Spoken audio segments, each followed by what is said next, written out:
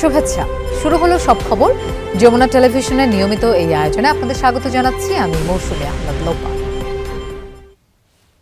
Press ক্লাবে রক্তস্নাত জুলাই কোন পথে বাংলাদেশ শীর্ষক আলোচনা সভায় বক্তব্য রাখছেন স্বরাষ্ট্রমন্ত্রী সালাউদ্দিন আহমদ। আমরা সরাসরি সেখানে চলে যাচ্ছি। সবচেয়ে বেশি আমরা এই এত রক্তদানের মধ্য দিয়ে যে মুক্তি পেয়েছি, যে গণতান্ত্রিক পরিবেশ পেয়েছি, কথা বলার অধিকার পেয়েছি, বাক ব্যক্তির স্বাধীনতা পেয়েছি, একে আমরা সংরক্ষণ করতে হবে। ফ্যাসিবাদ বিরোধী জাতীয় ঐক্য যেটা গড়ে উঠেছে তাকে আরো শক্তিশালী করতে হবে। কিন্তু আমাদের মধ্যে যারা বিভক্তির সুর রচনা করতে চায় সে সমস্ত বন্ধুদেরকে বলবো, জুলাই কারো একার না। জুলাইয়ের চেতনা দিয়ে কেউ ব্যবসা করবেন না। যারা জুলাই চেতনার উপর ভিত্তি করে রাজনৈতিক সংগঠন গড়ে তুলেছে তাদের প্রতি আমার নসিহত হলো, শুধুমাত্র জুলাইয়ের চেতনা বিক্রি করে বেশি দিন রাজনীতি করা যাবে না। যারা শুধু এমপি মন্ত্রী হওয়ার জন্য, উপদেষ্টা হওয়ার জন্য জুলাইকে ব্যবহার করেছেন, তাদের এখনো সময় আছে যে নতুন বন্দোবস্তের, নতুন রাজনীতির নতুন ধারা প্রণয়ন করার যে অঙ্গীকার তারা করেছে, আমার বন্ধুরা করেছে, তারা যেন নতুন বন্দোবস্তের নতুন ধারাটা মানুষের সামনে প্রকাশ করে, কিন্তু পুরাতন বন্দোবস্তের আদলে নয়। তারা নতুন বন্দোবস্তের রাজনীতি কথা বলে পুরাতন বন্দোবস্তের মতো আওয়ামী বন্ধুদের যোদ্ধাদের সাথে দেখা করতে যাবে, সেটা সঠিক নয়। সুতরাং জনগণের সামনে তাদেরকে উন্মুক্ত হতে হবে যে নতুন বন্দোবস্তের রাজনীতি কোনটা। দায় ও দরদের রাজনীতির যে ভাষাটা, আমার কিছু কিছু বৃদ্ধ বুদ্ধিজীবীর ভাষা, তারা আমারও বন্ধু, পুরাতন বন্ধু বিশ্ববিদ্যালয়ের, শব্দগুলো উচ্চারণ করে যে নতুন বন্দোবস্তের রাজনীতি, দায় ও দরদের রাজনীতি, এত বাক্য বিশারদ হওয়া ভালো না। কারণ দর্শক, প্রেস ক্লাবে রক্তস্নাত জুলাই নিয়ে আলোচনা সভায় বক্তব্য রাখছেন স্বরাষ্ট্রমন্ত্রী সালাউদ্দিন আহমদ। আমরা সরাসরি সেখানে ছিলাম। ৭১-এর মতো জুলাই আন্দোলনেও জনগণের আকাঙ্ক্ষা পূরণ হয়নি, তবে এর মাধ্যমে নতুন রাষ্ট্র গঠনের সুযোগ তৈরি হয়েছে। এ মন্তব্য করেছেন স্থানীয় সরকার মন্ত্রী মির্জা ফখরুল ইসলাম আলমগীর।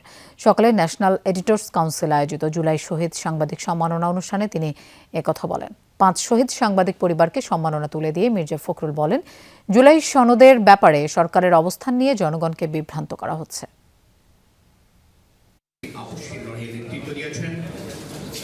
জুলাই গণ অভ্যুত্থানে শহীদ সাংবাদিকদের সম্মাননা দিতেই রমনার ইঞ্জিনিয়ার্স ইনস্টিটিউটে এই আয়োজন।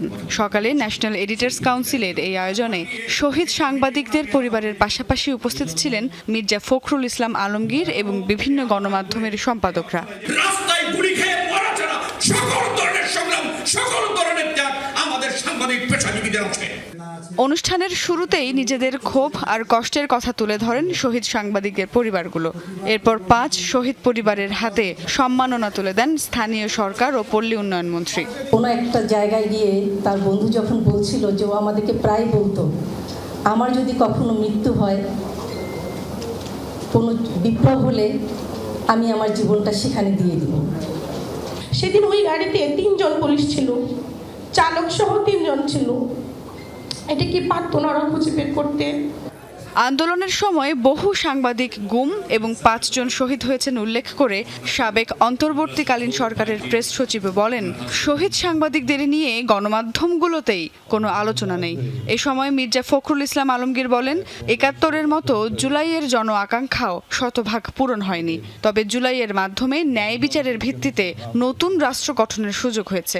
কতগুলো বিষয় নিয়ে মানুষকে বিভ্রান্ত করার চেষ্টা করা হয়, তার মধ্যে একটু জুলাই সনদ নিয়ে। সেখানে কিন্তু পরিষ্কার করে বলা আছে যে বিষয়গুলোতে আমরা একমত হতে পারছি না, রাজনৈতিক দলগুলো, তারা যদি নির্বাচনের মধ্য দিয়ে রাষ্ট্র পরিচালনার দায়িত্ব যায় তাহলে তাদের ম্যানিফেস্টো অনুযায়ী তারা কাজ করবে।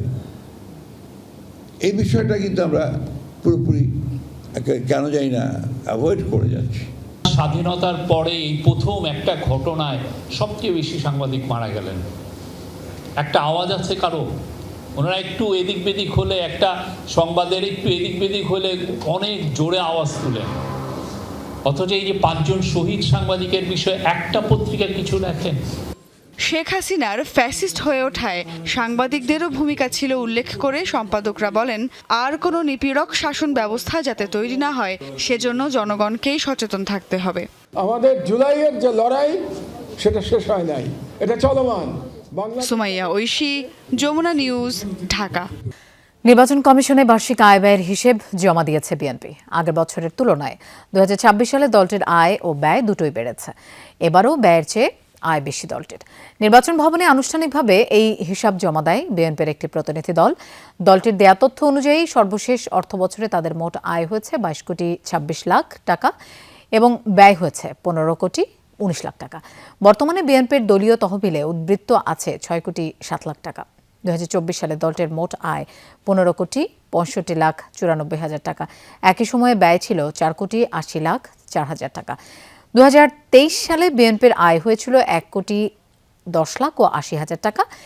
ব্যয় হয়েছিল 3 কোটি 65 লাখ 23 হাজার টাকা। ইসিতে হিসেব জমা দিয়ে দলটির সিনিয়র যুগ্ম মহাসচিব রুহুল কবির রিজভী জানান, স্থানীয় সরকার নির্বাচনে বিএনপির প্রার্থী কিভাবে নির্ধারণ করা হবে এ বিষয়ে এখনো দলীয়ভাবে কোনো আলোচনা হয়নি। জনগণের কাছে জবাবদিহিতা ও স্বচ্ছতা নিশ্চিত করতেই দলের আয় ব্যয়ের হিসেব জমা দেওয়া হয়েছে।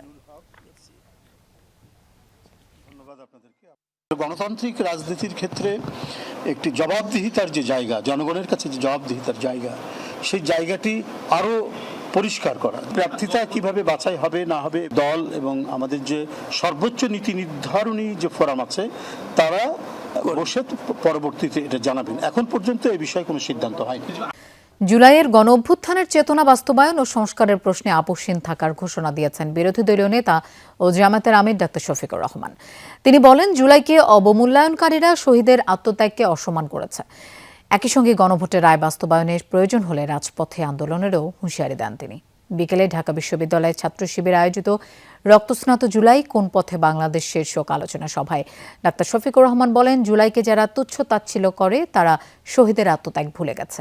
অভিযোগ করেন, নির্বাচনের আগে সংস্কার ও জুলাই সনদের পক্ষে অবস্থান নিলেও নির্বাচনের পর সরকার সেসব প্রতিশ্রুতি থেকে সরে এসেছে। স্বাধীন বিচার বিভাগ, দুর্নীতি দমন কমিশন ও নির্বাচন কমিশনকে শক্তিশালী করার প্রতিশ্রুতিও বাস্তবায়ন করা হচ্ছে না বলে দাবি করেন তিনি। বিশ্ববিদ্যালয়গুলোতে অতীতের গণরুম ও গেস্টরুম সংস্কৃতি আর ফিরতে দেয়া হবে না উল্লেখ করে তিনি বলেন, এ ধরনের পরিবেশ ফিরিয়ে আনার চেষ্টা হলে তা প্রতিহত করা হবে।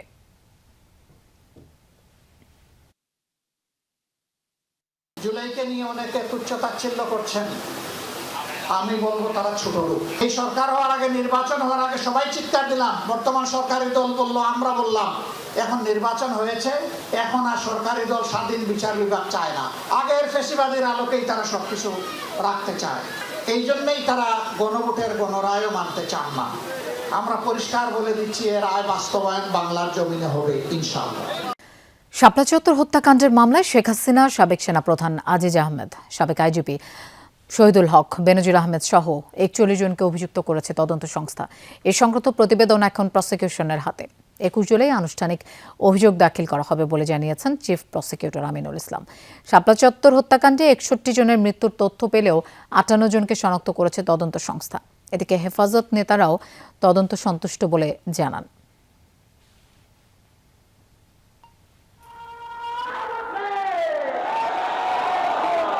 2013 সালের 5 মে মতিঝিলের শাপলা চত্বরে হেফাজতে ইসলামের মহাসমাবেশ ঘিরে দিনভর সংঘর্ষের পর রাতে যৌথ বাহিনীর অভিযানে বহু হতাহতের অভিযোগ ওঠে। ঘটনার পর দীর্ঘ 13 বছর বিচার চেয়ে মামলা করার সুযোগ পাননি বলে দাবি হেফাজত নেতাদের। 2024 সালের রাজনৈতিক পট পরিবর্তনের পর আন্তর্জাতিক অপরাধ ট্রাইব্যুনালে অভিযোগ দায়েরের পর শুরু হয় তদন্ত। প্রসিকিউশনের কাছে প্রতিবেদন জমা দিয়েছে তদন্ত সংস্থা। এতে শেখ হাসিনা, সাবেক সেনাপ্রধান আজিজ আহমেদ, সাবেক আইজিপি শহীদুল হক, সাবেক র্যাবের মহাপরিচালক বেনজির আহমেদ, সাবেক প্রতিমন্ত্রী শামসুল হক টুকু সহ 41 জনকে আসামি করা হয়েছে। তালিকায় রয়েছেন সাংবাদিক মোজাম্মেল বাবু ও ফারজানা রূপাও। হেফাজত ইসলামের মতো এই সংগঠনটিকে তখন একেবারে নিঃশেষ করে দেওয়ার জন্য তারা নানান পরিকল্পনা গ্রহণ করলেন এবং তারা কোনোভাবেই তাদেরকে কোনো সমাবেশ করা বা তাদের এই প্রতিবাদের জায়গাটা পর্যন্ত তারা যাতে করতে না পারেন সেই বিষয়ে রাষ্ট্রের পক্ষ থেকে এরকম একটা পরিকল্পনা তারা নিয়েছে এবং সেটি হচ্ছে একেবারে সরকারের চূড়ান্ত জায়গা থেকে। অবশ্যই এটা একটা সিস্টেমেটিক অফেন্স। প্রতিবেদন জমার পর রোববার চিফ প্রসিকিউটরের সঙ্গে বৈঠক করেন হেফাজতের নেতারা। তদন্তে প্রাথমিকভাবে সন্তুষ্টির কথা জানান তারা। ওভারঅল কথা বলতে পারি সেটা হলো আমাদের যে এক্সপেকটেশন ছিল, আমাদের যে অভিযোগ ছিল, এই রিপোর্ট, খসড়া রিপোর্ট তার কাছাকাছি আছে। তদন্তে কোনো ধরনের চাপ বা প্রভাব ছিল না বলে জানায় তদন্ত সংস্থা। তদন্তের সিস্টেমটাই ভিন্ন। শুরু থেকে প্রসিকিউশন টিম আমাদের সাথে থাকে এবং ওনারা সার্বক্ষণিকভাবে শুরু থেকে ছিল। প্রত্যেকটা বিষয়ে ওনাদের কনসেন্ট আছে। 21 জুলাই আন্তর্জাতিক অপরাধ ট্রাইব্যুনালে আনুষ্ঠানিক অভিযোগ দাখিল করবে প্রসিকিউশন। একই সঙ্গে পলাতক আসামিদের বিরুদ্ধে গ্রেফতারি পরোয়ানার আবেদন করা হবে। এই ট্রাইব্যুনালের এখতিয়ারভুক্ত সবচেয়ে উপযুক্ত একটি ঘটনা। রাব্বি হোসেন, যমুনা নিউজ, ঢাকা। ইরানের আলটিমেটামের একদিন পর অভিযানের পরিধি কিছুটা কমালেও হামলা অব্যাহত রেখেছে যুক্তরাষ্ট্র। শনিবার দেশটির একাধিক সামরিক ও কৌশলগত স্থাপনায় বিমান হামলা চালিয়েছে ওয়াশিংটন। আক্রান্ত হয়েছে বন্দর আব্বাস, হাজিয়াবাদ ও কেশবদ্বীপ। ইরাকে মার্কিন দূতাবাস ও কুয়েতে রাষ্ট্রীয় তেল স্থাপনায় হামলা চালিয়ে জবাব দিয়েছে ইরান। টানা অষ্টম দিনের অভিযানেও যুক্তরাষ্ট্রের টার্গেট ছিল ইরানের দক্ষিণাঞ্চল। কৌশলগত গুরুত্বপূর্ণ সিরিকে শোনা যায় টানা বিস্ফোরণের শব্দ। খুজেস্তান প্রদেশের সাদেগানের কাছেও হয়েছে বিমান হামলা। আক্রান্ত হয়েছে বন্দর আব্বাস, হাজিয়াবাদ ও কেশমদ্বীপ। কিস আইল্যান্ডের আকাশে উঠতে দেখা যায় কয়েকটি মার্কিন যুদ্ধবিমান। ওয়াশিংটনের দাবি, জর্ডানে 2 মার্কিন সেনা নিহত হওয়ার প্রতিশোধ নিতেই চালানো হয়েছে শনিবারের অভিযান। হরমুজ প্রণালীতে আইআরজিসির তৎপরতা ঠেকাতে তাদের বিভিন্ন স্থাপনা ও সামরিক অবকাঠামো লক্ষ্য করে হয়েছে হামলা। পাল্টা জবাব দিতে দেরি করেনি ইরানও। ইরাকের ইরবিল মার্কিন দূতাবাস লক্ষ্য করে ছুড়েছে ড্রোন। যদিও যুক্তরাষ্ট্র বলছে আকাশ প্রতিরক্ষা ব্যবস্থা দিয়ে প্রতিহত করা হয়েছে সেগুলো। কুয়েতের রাষ্ট্রীয় তেল কোম্পানিতেও হয়েছে বড় ধরনের হামলা। আগুন ধরে যায় একটি স্থাপনায়। পাল্টাপাল্টি সংঘর্ষের জেরে হরমুজ প্রণালী ঘিরে অচল অবস্থা বিদ্যমান এখনো। অস্মিতা বিশ্বাস, যমুনা নিউজ। পলাতক সাবেক ভূমিমন্ত্রী সাইফুজ্জামান চৌধুরী জাবেদের গুলশানের প্রায় 7,500 বর্গফুটের 2টি ফ্ল্যাট বুঝে নিয়েছে দুদক। সকালে নির্বাহী ম্যাজিস্ট্রেট ও স্থানীয় পুলিশের সহায়তায় ফ্ল্যাট দুটির তালা ভেঙে ভেতরের মালামাল জব্দ করে সংস্থাটি। কর্মকর্তারা জানান, ফ্ল্যাটে মার্সিডিজ বেঞ্চ সহ 5টি বিলাসবহুল গাড়ির চাবি সহ দুর্নীতির নানা আলামত মিলেছে। তবে অনেক মালামাল আগেই সরিয়ে ফেলা হয়েছে বলে ধারণা তাদের। গত ডিসেম্বরে গুলশান 2-এর 66 নম্বর রোডের আলিশান এই বাড়িটির সন্ধান পায় দুদক, যেখানে পালিয়ে থাকা সাবেক ভূমিমন্ত্রী সাইফুজ্জামান চৌধুরীর প্রায় 18 কোটি টাকার মূল্যের 2টি ফ্ল্যাট রয়েছে। আদালত থেকে ফ্ল্যাট দুটি ক্রোকের আদেশের পর এর তত্ত্বাবধানে দায়িত্ব দেওয়া হয় দুদককেই। এরই ধারাবাহিকতায় রোববার সকালে নির্বাহী ম্যাজিস্ট্রেটের উপস্থিতিতে বন্ধ ফ্ল্যাট দুটির তালা ভেঙে ভেতরে প্রবেশ করেন দুদক কর্মকর্তারা। দুদক বলছে, ফ্ল্যাটে মার্সিডিজ বেঞ্চ সহ 5টি বিলাসবহুল গাড়ির চাবি সহ দুর্নীতির নানা আলামত মিললেও অনেক মালামাল আগেই সরিয়ে ফেলা হয়েছে। ইনভেন্টরিতে প্রাথমিকভাবে আমরা কিছু জিনিস পেয়েছি। এখানে কিছু গাড়ির চাবি পেয়েছি, আমরা 5 থেকে 6টা গাড়ির চাবি পেয়েছি, দামি গাড়ি, মার্সিডিজ বেঞ্চ সহ রোলেক্স ঘড়ির অনেকগুলো প্যাকেট পেয়েছি, ম্যানুয়াল পেয়েছি। এছাড়া বেশিরভাগ দামি জিনিস অবশ্য সরিয়ে ফেলেছে। তবে আমরা এখান থেকে অনেক ক্লু পাবো, তদন্তের অনেকগুলো ক্লু পাবো, যেগুলো আমরা ভবিষ্যতে আমাদের কাজে লাগবে। ফ্ল্যাট দুটির নিয়ন্ত্রণে নেওয়ার পর এর রক্ষণাবেক্ষণের দায়িত্বে থাকবে সম্পদ ব্যবস্থাপনা বিভাগ। পরবর্তীতে আদালতের নির্দেশনা অনুযায়ী ব্যবস্থা নেওয়া হবে। বাংলাদেশ এন্ডে আমরা 11টা ফ্ল্যাটের তথ্য পেয়েছিলাম, যার মধ্যে 2টা ফ্ল্যাট এখানে রয়েছে।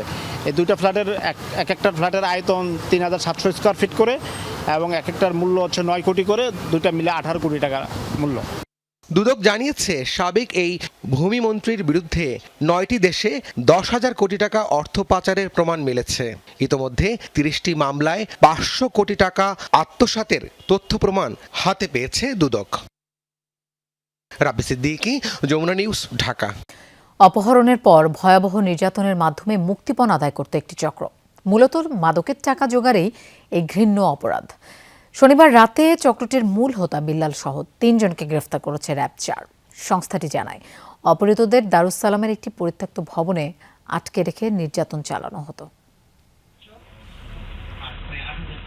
অপহরণের পর গভীর রাতে বিকাশের দোকান থেকে মুক্তিপণের টাকা তুলছে চক্রটির মূল হোতা বিল্লাল। পুরো ঘটনায় ধরা পড়ে সিসি ক্যামেরায়। গত 7 জুলাই রাত 12:30 নাগাদ রাজধানীর কল্যাণপুর বাস স্ট্যান্ড থেকে এক ব্যবসায়ী এবং তার ছেলেকে অপহরণ করা হয়। মুক্তিপণ চাওয়া হয় 5 লাখ টাকা। পরে একটি পরিত্যক্ত ভবনে নিয়ে সন্তানের সামনেই বাবার উপর চালানো হয় নির্মম নির্যাতন। তাতে ভুক্তভোগীর পরিবার 50,000 টাকা মুক্তিপণ দিতে বাধ্য হয়। টাকা পাবার পর বাবা ছেলেকে ছেড়ে দেয় অপহরণকারীরা। পরে চিকিৎসা নিয়ে দারুসালাম থানায় মামলা করেন তারা। তুলে ধরেন নির্যাতনের ভয়াবহতা। পুরনো বিল্ডিং, ওই পুরনো বিল্ডিংয়ের চাবি ওদের কাছেই ছিল, কারণ ওরা চাবি খুলেই আমাদেরকে ধরে নিয়ে গেল আর কি। নিয়ে যাওয়ার পরে উপরে 5 কি 6 তলা, মানে এখনো ওইভাবে মনে করতে পারতেছি না, এরকমই হবে 5-6 তলা। ছেলে এসে লাঠি এতটুকু দিয়ে প্রচণ্ড মার, এগুলি আমি দেখাতে পারবো, মারের দাগগুলি এখনো পর্যন্ত ভালোভাবে শুকায় নাই।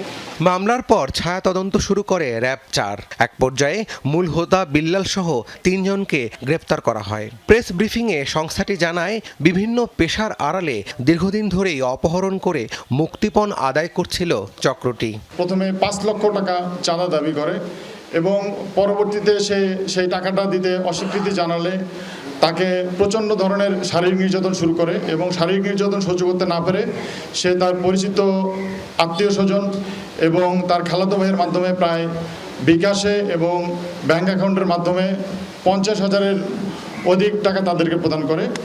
এবং আসামিরা, এই যে আমাদের যে ঘটনার অভিযুক্ত, তারা ভিকটিমকে এরপরে হুমকি দেয় এই ঘটনা কোনো আইনশৃঙ্খলা বাহিনী বা অন্য কাউকে না জানাতে। র্যাব আরও জানায়, গ্রেফতারকৃত ব্যক্তিদের বিরুদ্ধে মাদক, ছিনতাই সহ বিভিন্ন অপরাধে একাধিক মামলা রয়েছে। চক্রটির অন্য সদস্যদের গ্রেফতারে অভিযান অব্যাহত। মাদক, চাঁদাবাজির এবং এই অপহরণের কয়েকটি মামলা আমরা পেয়েছি। রাব্বি সিদ্দিকী, যমুনা নিউজ, ঢাকা। চট্টগ্রামে ইন্টারনেট কেবল অপারেটর digital.net কার্যালয়ে হামলা ও লুটপাটের ঘটনায় অভিযুক্ত 9 জনকে গ্রেফতার করেছে র্যাব। শনিবার নগরী ও জেলার বিভিন্ন স্থানে অভিযান চালিয়ে আসামিদের গ্রেফতার করা হয়। এ সময় তাদের কাছ থেকে হামলায় ব্যবহৃত 4টি দেশীয় অস্ত্র জব্দ করা হয়। র্যাব জানায়, সিসিটিভি ফুটেজ বিশ্লেষণ ও প্রাথমিক জিজ্ঞাসাবাদের ভিত্তিতে আসামিদের শনাক্ত করা হয়। এদের মধ্যে মাইকেল হামলার অন্যতম সংগঠক। ডেভিড ইমনের নির্দেশে মাইকেল, সানি ও রাজু এই হামলার নেতৃত্ব দেন। এ ঘটনায় জড়িত বাকিদের গ্রেফতারে অভিযান চলছে বলে জানিয়েছে র্যাব। এর আগে 2 কোটি টাকা চাঁদা না পেয়ে 13 জুলাই নগরের চকবাজার থানার বাকুলিয়া অ্যাক্সেস রোডে digital.net কার্যালয়ে দুর্বৃত্তরা হামলা চালায়। গতকাল 18 জুলাই বিকেল থেকে শুরু করে অদ্য 19 জুলাই ভোর 5:30 পর্যন্ত চট্টগ্রাম শহরের বিভিন্ন স্থানে অভিযান পরিচালনা করে র্যাপিড অ্যাকশন ব্যাটালিয়ন 7 কর্তৃক উক্ত ঘটনায় সরাসরি সম্পৃক্ত এবং হামলায় অংশগ্রহণকারী মোট 9 জন আসামিকে গ্রেপ্তার করা হয় এবং একই সাথে গত 3 দিনে পুলিশ কর্তৃক আরও 4 জন আসামি গ্রেপ্তার করা হয়েছে। শাহজালাল বিমানবন্দরে আবারও অভিনব কায়দায় আনা বড় ধরনের স্বর্ণের চালান ধরা পড়েছে। ফলের ক্যারেটের ভেতরে বিশেষভাবে লুকিয়ে আনা হয় 16 কেজি স্বর্ণবার। গোপন সংবাদের ভিত্তিতে কার্গো ভিলেজ এলাকায় খালাসের অপেক্ষায় থাকা একটি ফলের ক্যারেট থেকে ডিজিএফআই ও কাস্টমস সদস্যরা কাঠের বাক্স ভেঙে স্বর্ণবারগুলো জব্দ করেন। হংকং থেকে আসা ক্যাথে প্যাসিফিক উড়োজাহাজের কার্গো মালামালের ভেতর বড় ধরনের একটি স্বর্ণের চালান এসেছে, এমন খবর ছিল গোয়েন্দা কর্মকর্তাদের কাছে। নজরদারির এক পর্যায়ে 8 নম্বর আলফা গেট বরাবর সন্দেহভাজন একটি ফলের ক্যারেটে তল্লাশি চালায় তারা। স্ক্যান করে বাক্সের নিচের দিকে 2 কাঠের ফাঁপা অংশ ভেঙে একে একে বের করে আনা হয় কস্টেপে মুড়ানো স্বর্ণবারগুলো। কাঠের 2টা কাঠের মাঝখানে ফাঁপা জায়গায় লুকায়িত অবস্থায় 16টা গোল্ডবার ছিল, প্রতিটা গোল্ডবার 1 কেজি করে। সেটা গোয়েন্দা সংস্থার তথ্যের ভিত্তিতে আমরা তারপর এটা স্ক্যানিং করে নিশ্চিত হওয়ার পর সেটা খুলে 16টা বার পাওয়া যায়। কাস্টমস, অ্যাবসেক ও অন্যান্য সংস্থার উপস্থিতিতে ফুডলিংক নামক প্রতিষ্ঠানের নামে আসা ক্যারেট থেকে বের করা হয় স্বর্ণের চালান, যার ওজন 16 কেজি বলে প্রাথমিকভাবে জানিয়েছেন কর্মকর্তারা। কার্গোতে পাওয়া যায় না, এটা বিমানের ভিতরে পাওয়া গেছিল, কিন্তু মানে মালামাল বা কার্গোতে যেটা হচ্ছে আমদানি করা মালামালের মধ্যে অনেক দিন ধরে পাওয়া যায়নি আর কি। এটা অনেক আগে পাওয়া গেছে, কিন্তু রিসেন্টলি পাওয়া যায়নি আর কি। এরকম এর আগে 2 জুলাই দুবাই থেকে চট্টগ্রাম হয়ে ঢাকায় আসা বাংলাদেশ বিমানের একটি ফ্লাইটের কার্গো কম্পার্টমেন্টের ভেতরে লুকিয়ে রাখা বড় একটি চালান ধরা পড়ে। 160টি স্বর্ণবারের ওজন ছিল প্রায় 19 কেজি। বিমানের ইঞ্জিনিয়ারিং শাখার লোকজনের সহায়তা ছাড়া এভাবে স্বর্ণবার লুকিয়ে রাখা সম্ভব নয় বলে জানিয়েছেন বিশেষজ্ঞরা। আব্দুল্লাহ তুহিন, যমুনা নিউজ, ঢাকা। প্রতিবন্ধী মানুষের পুনর্বাসনে শুধু সরকারের একার দায়িত্ব নয়, সমাজের সকলকে এগিয়ে আসতে হবে বলে মন্তব্য করেছেন ঢাকা দক্ষিণ সিটি কর্পোরেশনের প্রশাসক আব্দুস সালাম। সকালে জাতীয় প্রেস ক্লাবে জাতীয় প্রতিবন্ধী কল্যাণ সংস্থার লটারি অনুষ্ঠানে তিনি এই মন্তব্য করেন।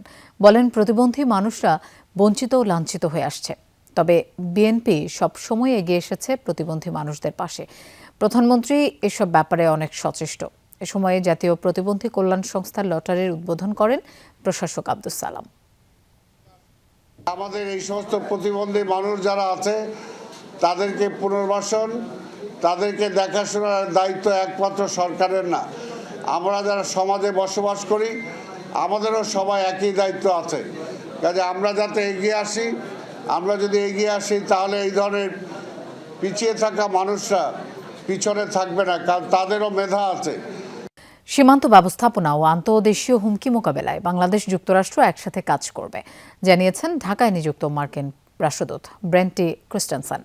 দুপুরে সিলেটের জালালাবাদে প্যারা কমান্ডো ব্রিগেডে বাংলাদেশ সেনাবাহিনী ও যুক্তরাষ্ট্রের প্যাসিফিক আর্মি কমান্ডের অংশগ্রহণে প্রশিক্ষণ উদ্বোধনী অনুষ্ঠানে প্রধান অতিথির বক্তব্যে এসব কথা বলেন তিনি। সামরিক পর্যায়ে পারস্পরিক যোগাযোগ দুই দেশের কৌশলগত অংশীদারিত্বের একটি মূল ভিত্তি হিসেবে কাজ করছে বলেও মন্তব্য করেন তিনি। জাতিসংঘের শান্তিরক্ষা কার্যক্রমে বাংলাদেশের অবদান এবং আঞ্চলিক স্থিতিশীলতার প্রতি অঙ্গীকারের প্রশংসা করেন মার্কিন রাষ্ট্রদূত। শনিবার থেকে শুরু হওয়া প্রশিক্ষণ চলবে 31 জুলাই পর্যন্ত। জুলাই বিপ্লবের দ্বিতীয় বার্ষিকী উপলক্ষে ঢাকা বিশ্ববিদ্যালয়ে অনুষ্ঠিত হয়েছে জুলাই অভ্যুত্থান বিষয়ক দ্বিতীয় আন্তর্জাতিক সম্মেলন। বিশ্ববিদ্যালয়ের সিনেট ভবনে দিনব্যাপী আয়োজিত এই সম্মেলনের প্রতিপাদ্য ছিল জুলাই বিপ্লব 2024-এর লিগ্যাসি, জবাবদিহি, সংস্কার ও বাংলাদেশের ভবিষ্যৎ।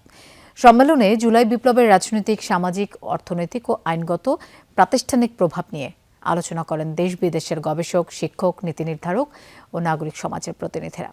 গণতান্ত্রিক, জবাবদিহিমূলক, অন্তর্ভুক্তিমূলক ও অধিকারভিত্তিক বাংলাদেশ গঠনে প্রয়োজনীয় সংস্কারের বিভিন্ন দিকও উঠে আসে আলোচনায়। কি নোট সেশনের পাশাপাশি উপস্থাপন করা হয় বাছাই করা 80টি গবেষণাপত্র। আয়োজকদের আশা, জুলাই বিপ্লবের অপূর্ণ কাজ, জবাবদিহি, প্রাতিষ্ঠানিক সংস্কার ও মানবাধিকার সুরক্ষা নিয়ে তথ্য গবেষণা ভিত্তিক আলোচনার গুরুত্বপূর্ণ প্ল্যাটফর্ম হিসেবে ভূমিকা রাখবে এই আন্তর্জাতিক সম্মেলন। বাংলাদেশের শ্রম খাতের সংস্কার, আন্তর্জাতিক শ্রমমান নিশ্চিতকরণ এবং নতুন কর্মসংস্থান সৃষ্টিতে সহযোগিতা আরও জোরদারের অঙ্গীকার করেছে সরকার ও আন্তর্জাতিক শ্রম সংস্থা আইএলও। সচিবালয়ে আইএলও মহাপরিচালক গিলবার্ট হোংবার সঙ্গে বৈঠক করেছেন শ্রম ও কর্মসংস্থান মন্ত্রী আরিফুল হক চৌধুরী। তিনি বলেন, শ্রমিকদের অধিকার রক্ষা, নিরাপদ কর্মপরিবেশ নিশ্চিত করতে সরকার প্রতিশ্রুতিবদ্ধ। বাংলাদেশ শ্রম আইন 2026 প্রণয়নের মাধ্যমে আন্তর্জাতিক শ্রমমান বাস্তবায়নে গুরুত্বপূর্ণ অগ্রগতি হয়েছে বলে জানান তিনি। পাশাপাশি দেশে বিদেশে দক্ষ জনশক্তির কর্মসংস্থান বাড়াতে নতুন কর্মসংস্থান অধিদপ্তর প্রতিষ্ঠা এবং জেলা উপজেলায় এমপ্লয়মেন্ট এক্সচেঞ্জ চালুর পরিকল্পনার কথাও জানান তিনি।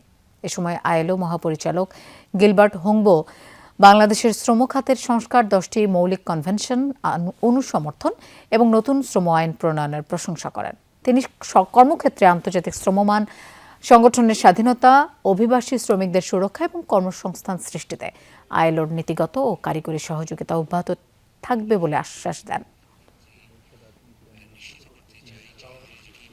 কিশোরগঞ্জের নিকলিতে নদী থেকে অবৈধভাবে বালু উত্তোলনকে কেন্দ্র করে দুপক্ষের সংঘর্ষে একজন নিহত হয়েছেন, আহত হয়েছেন 2 জন। পুলিশ জানায়, ছাতিরচর দক্ষিণপাড়া এলাকায় ঘোড়াউত্রা নদী থেকে কিছুদিন ধরে অবৈধভাবে বালু তুলছে স্থানীয় জুম্মনের নেতৃত্বে একটি চক্র। কাছুম আলী সহ কয়েকজন এতে বাধা দিলে তাদের মধ্যে বিরোধ দেখা দেয়। এর জের ধরে গতরাতে সংঘর্ষে জড়ায় দুপক্ষ। আহত কাছুম আলীকে উপজেলা স্বাস্থ্য কমপ্লেক্সে নেওয়া হলে চিকিৎসক তাকে মৃত ঘোষণা করেন। এ ঘটনায় জড়িতদের বিরুদ্ধে আইনগত ব্যবস্থা নেওয়ার প্রক্রিয়া চলছে বলে জানিয়েছে পুলিশ। এদিকে পাওনা টাকা নিয়ে বিরোধ এবং পারিবারিক কলহের জেরে নড়াইল ও মাদারীপুরে 2 জনকে হত্যার ঘটনা ঘটেছে। এছাড়া মেহেরপুরে এতিমখানা থেকে উদ্ধার হয়েছে এক শিশুর মরদেহ। নড়াইলের লোহাগড়ায় এক যুবককে কুপিয়ে হত্যা করা হয়েছে। স্বজনরা জানায় গ্রামের রাজীব শেখকে 18,000 টাকা ধার দেয় আমিনুর। মাসখানেকের মধ্যে টাকা শোধ দেওয়ার কথা থাকলেও টালবাহানা করছিল রাজীব। শনিবার রাতে টাকা ফেরত দেওয়ার কথা, কিন্তু আবারও সময় চাইলে আমিনুর ও তার ভাই আলিনুরের সাথে রাজীবের বাগবিতণ্ডা ও হাতাহাতি হয়। স্বজনদের অভিযোগ, এ সময় আলিনুরকে কুপিয়ে জখম করে রাজীব ও তার লোকজন। হাসপাতালে নেওয়া হলে তাকে মৃত ঘোষণা করেন চিকিৎসক। জড়িতদের ধরতে অভিযান চলছে বলে জানিয়েছে পুলিশ।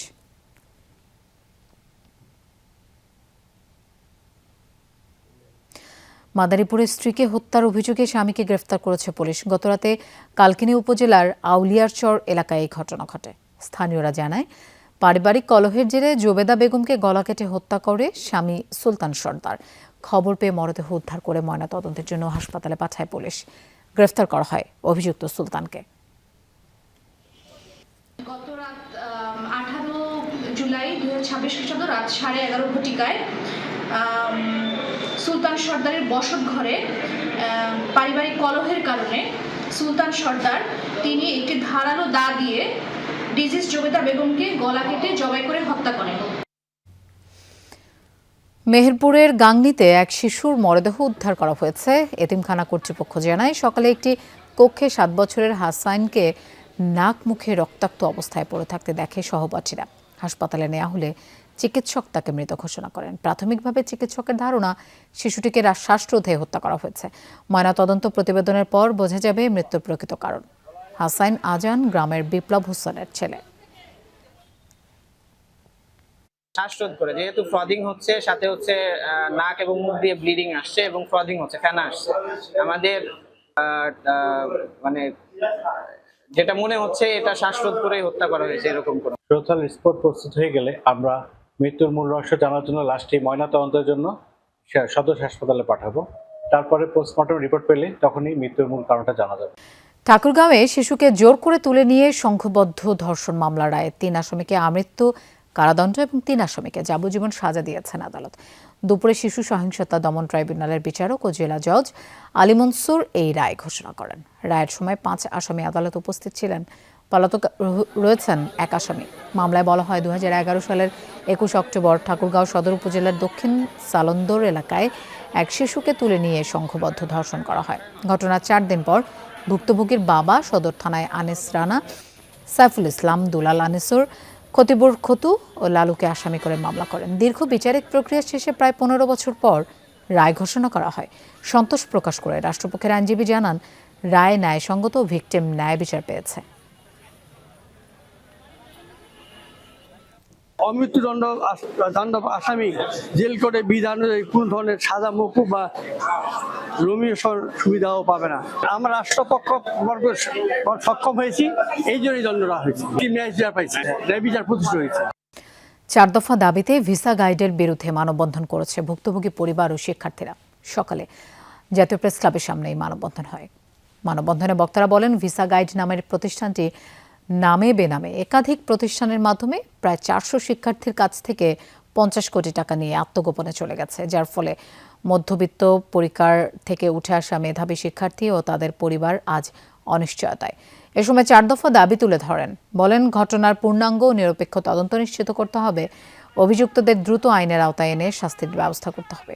ভবিষ্যতে এ ধরনের প্রতারণা রোধে বিদেশে উচ্চশিক্ষা ও স্টুডেন্ট খাতের উপর কার্যকর নজরদারি ও জবাবদিহিতা নিশ্চিত করতে হবে।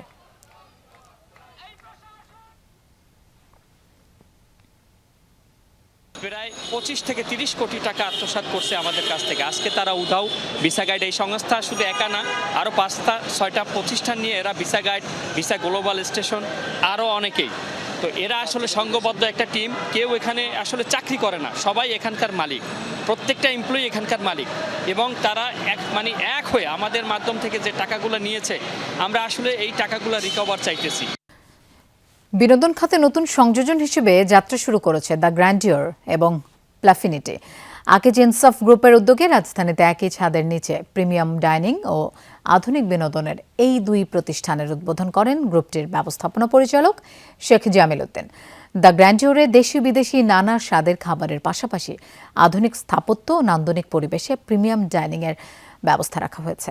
আর প্লেফিনিটিতে রয়েছে ভবিষ্যৎমুখী মহাকাশ অনুপ্রাণিত নকশায় তৈরি অত্যাধুনিক গেমিং ও ইন্টারঅ্যাক্টিভ বিনোদনের নানা রকম আয়োজন। উদ্যোক্তাদের আশা, আন্তর্জাতিক মানের সেবা, আতিথেয়তা ও আধুনিক বিনোদনের সমন্বয়ে এটি দেশের প্রিমিয়াম লাইফস্টাইল খাতে নতুন অভিজ্ঞতা যোগ করবে। 2022 সালের বিশ্বকাপ ফুটবল সম্প্রচারে সরকারের 98 কোটি টাকা ক্ষতি করেছিল আওয়ামী লীগ। সরকার ঘনিষ্ঠ মধ্যস্বত্বভোগীরা সরকার ও বেসরকারি প্রতিষ্ঠানের কাছ থেকে 140 কোটি টাকা হাতিয়ে নিয়েছিল। অথচ 4 বছর পরের চলতি বিশ্বকাপে বিএনপি সরকারের এক্ষেত্রে খরচ হয়েছে মাত্র 4 থেকে 5 কোটি টাকা। সচিবালয়ে ব্রিফিংয়ে তথ্যমন্ত্রী বলেন, আওয়ামী লীগ আমলের বিশ্বকাপ সম্প্রচার দুর্নীতি অনুসন্ধান করছে দুদক। এ সময় তিনি আর্জেন্টিনা কিংবা ব্রাজিলের ম্যাচ বাংলাদেশে আয়োজনের সুযোগ পেলে সরকার বিবেচনা করবে। ফুটবল পাগল বাংলাদেশে এবারের বিশ্বকাপ সম্প্রচার নিয়ে অনিশ্চয়তা ছিল, আর সলতে জেলে ছিল সিঙ্গাপুর ভিত্তিক একটি মধ্যস্বত্বভোগী প্রতিষ্ঠান, যারা সম্প্রচারের জন্য সরকারের কাছে 200 কোটি টাকা চেয়েছিল।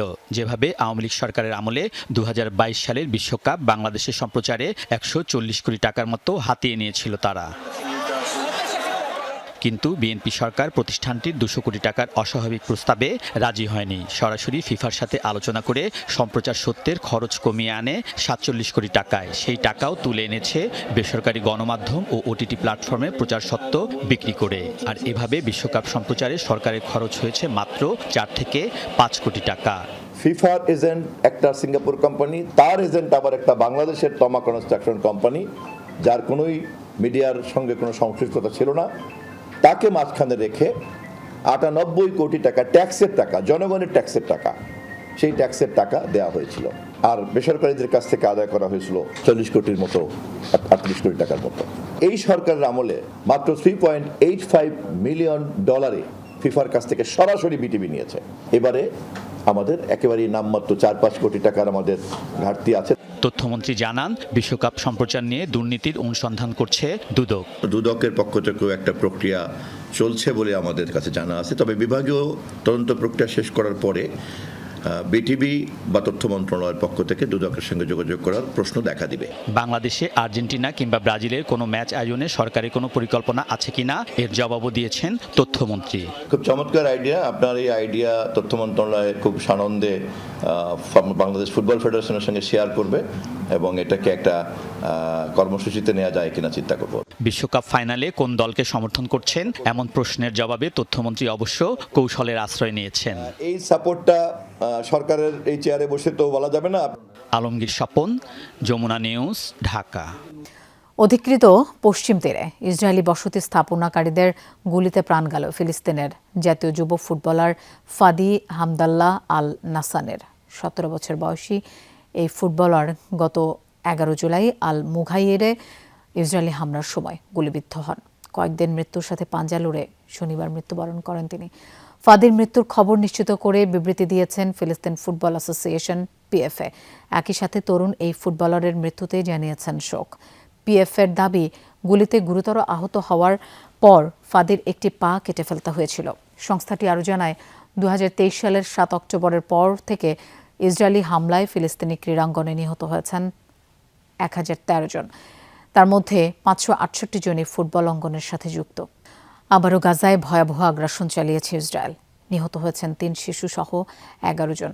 ফিলিস্তিনের স্বাস্থ্য বিভাগ নিশ্চিত করেছে এই তথ্য। শনিবারের এই হামলায় নিহতদের 5 জনই একই পরিবারের। গাজা সিটির একটি ভবনে বাস করত ফিলিস্তিনি পরিবারটি। হামলায় বাবা, মা ও 3 শিশুর মৃত্যু হয়। প্রাণে বেঁচে যায় আরেক শিশু। হামলার সময় বাড়ির বাইরে ছিল সে। গত অক্টোবরে যুক্তরাষ্ট্রের মধ্যস্থতায় যুদ্ধবিরতি চুক্তি স্বাক্ষর করে ইসরায়েল ও হামাস। এরপরও শর্ত ভঙ্গ করে নিয়মিত হামলা চালিয়ে যাচ্ছে আইডিএফ। যুদ্ধবিরতি লঙ্ঘন করে চালানো আগ্রাসনে এ পর্যন্ত প্রাণহানির সংখ্যা ছাড়িয়েছে 1150।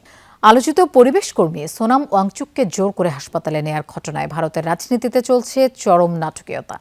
দিল্লির যন্তর মন্তরে দ্বিতীয় দিনের মতো অবস্থান নিয়েছে ককরোচ জনতা পার্টির সদস্যরা। যোগ দিয়েছেন অনেক রাজনীতিবিদও। তাদের অভিযোগ, চিকিৎসার অজুহাতে তাকে আটকে রাখা হয়েছে। ক্ষমতাসীন বিজেপিকে তুলোধুনো করছেন রাহুল গান্ধী সহ বিরোধীরা। আন্দোলন চলাকালে সিজেপির প্রতিষ্ঠাতা অনশনরত অভিজিৎ দীপকের গায়ে কালি ছোড়ার ঘটনা ঘটেছে। মঞ্চে আকস্মিক হামলার শিকার ককরোচ জনতা পার্টির প্রতিষ্ঠাতা অভিজিৎ দীপকে অনশনরত পরিবেশকর্মী সোনাম ওয়াংচুককে জোর করে হাসপাতালে নেওয়ার প্রতিবাদে বক্তব্য দেওয়ার সময় হঠাৎই তাকে লক্ষ্য করে কালি ছুঁড়ে মারেন এক নারী, যার জেরে তৈরি হয় বিশৃঙ্খলা। সোনাম ওয়াংচুককে হাসপাতালে নেওয়ার পর নতুন করে গতি পেয়েছে শিক্ষামন্ত্রীর পদত্যাগের দাবিতে আন্দোলন। শনিবার থেকে অনশন শুরু করেছেন অভিজিৎ দীপকে সহ অনেকে। যোগ দিয়েছেন লোকসভার এমপি চন্দ্রশেখর আজাদ। আন্দোলনে সমর্থন দিয়ে সরকারের ভূমিকার সমালোচনা করছে বিরোধী দলগুলো। এক্সে দেয়া পোস্টে রাহুল গান্ধীর বার্তা, চাপ প্রয়োগ করে দমানো যাবে না তরুণদের। এটি দেশের যুব সমাজ ও শিক্ষার্থীদের বিষয়। মানুষ এখানে একটি গুরুত্বপূর্ণ ইস্যুতে প্রতিবাদ জানাচ্ছে। সরকার কোনো রকম যোগাযোগ না করেই যেভাবে সোনামজিকে পুলিশ দিয়ে তুলে নিয়ে গেছে তা নিন্দনীয়। গণতন্ত্রে এমন ঘটনা নজিরবিহীন।